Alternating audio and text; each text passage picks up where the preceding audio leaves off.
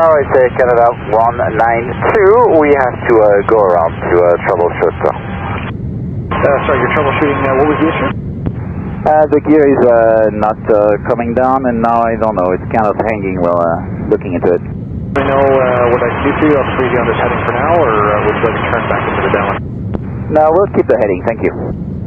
Yeah, we don't have a lot of fuel for troubleshooting here. If you could start us a turn back to the downwind, we're going to have to, well, we really only have about half an hour here.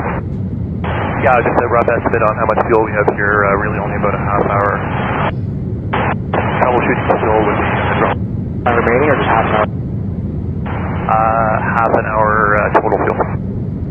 Yeah, just give us 5 minutes and we'll get back to you on our plan here. Either way, it's going to be landing relatively soon.